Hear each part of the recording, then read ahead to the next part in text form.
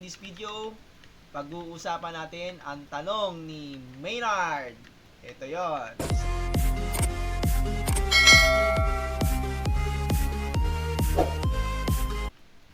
Okay guys, this is 500 plays. In this video, pag-uusapan natin ang tanong ni Maynard.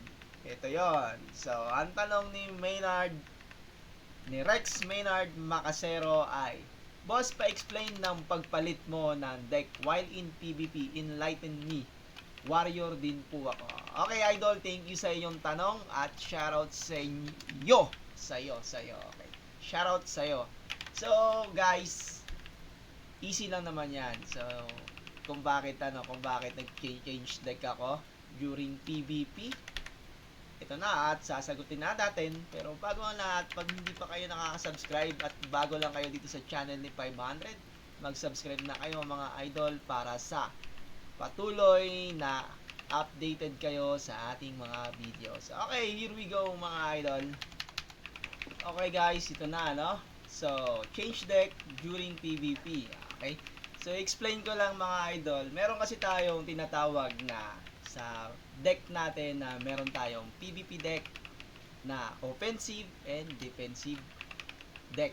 So, kapag kung napapansin nyo dito sa video na to, 'di ba?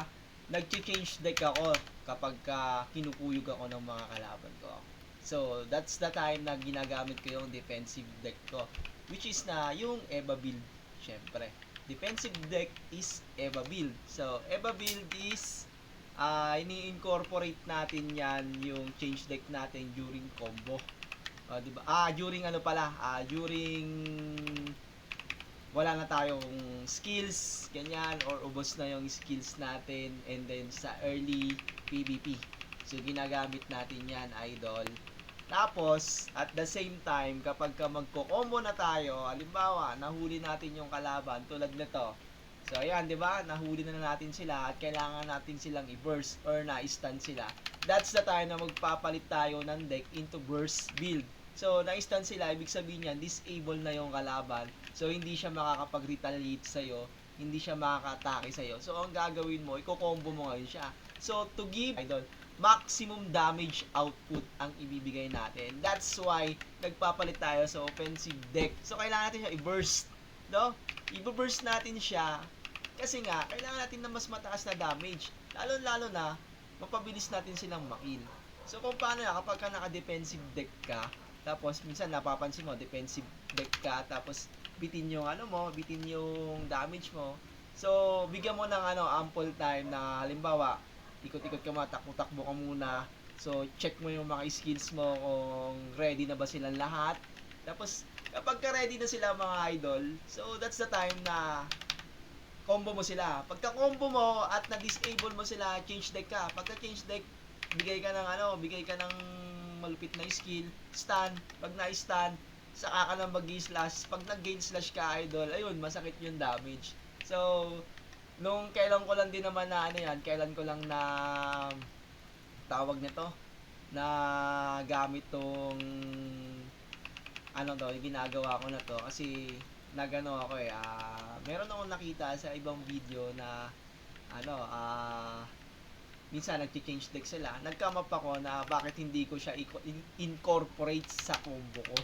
'Di ba? Sa combo ng warrior, which is the best talaga sa combo ng warrior. Dahil nga maraming stun ang warrior. So maraming stun, mas may time ka para mag-change deck and then magbigay ng maximum damage output, lalo na disable yung kalaban mo.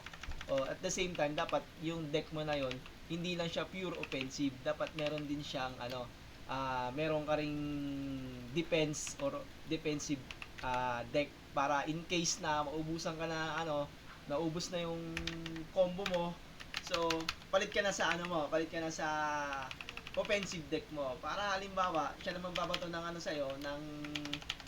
siya naman ang babato ng skills sa'yo. Ngayon, pag binato niya yung skills niya sa'yo, so lagi siya magmi-miss. So, sayang yung skills niya. So, that's the time na cooldown na yung skills niya. Tapos ikaw, takbo-takbo ka lang ng konti, lalo na pag marami yung kalaban mo. So, yun yung gagawin mo. Mag-defensive build ka. And then, kapag ready na yung mga skills mo, palit ka sa offensive build, i-combo mo sila, yun, mawa-wipe out mo sila mga idol. So, hindi naman mahirap yan, di ba? So, ano pang hinihintay mo? Maglagay ka na ng offensive and defensive build deck mo. So, mag-build ka na, idol. Yan yung suggestion ko sa inyo para maibigay nyo yung maximum damage output ng inyong karakter. Okay. So, ano pa bang natin? Ano pa bang pwede nating pag-usapan? So, ayun lang. So, dapat yung spirit nyo is intact lang muna yan, idol. Or, pwede rin kayong pwede rin kayong mag-change deck agad sa isang diretso. Isang na lang. Kasi sa akin, ang ginagawa ko, nag-change deck lang ako sa sa tawag nito. Sa, for now, sa lang muna ako nag-change deck. Sa Magic Stone lang muna ako nag-change deck, mga idol. Kasi, ongoing pa yung sa sa spirit ko. So, pinag-iisipan ko pa kung ano yung combo na maganda kapag during burst build. 'Di ba? Kasi mahirap kasi na i-give up ko yung defense sa spirit ko kapalit ng offense dahil syempre lalo na kapag marami tayong kalaban. So, hindi natin may matataas yung AQ dyan.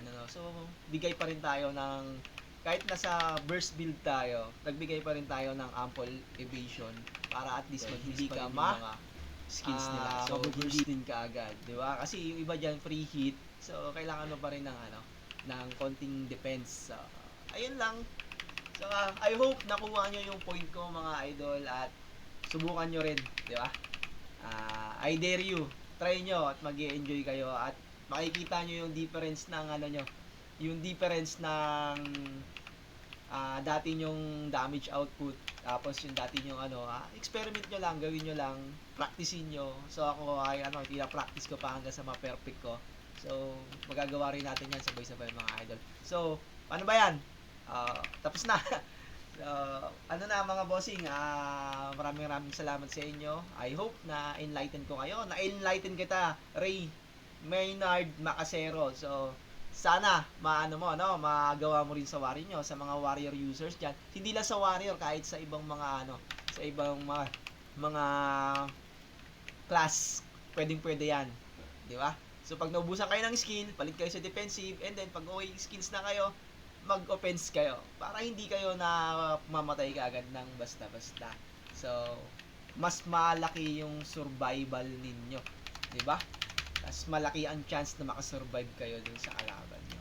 So, yun lang, mga bossing. Maraming salamat at maraming salamat palagi sa inyo. Always and forever ako nagpapasalam. Konti na lang. So, ilang na lang, 200 plus na lang. Mag-subscribe na kayo, mga idol, para maabot na natin yung 1K subscribers. So, thank you. Thank you so much.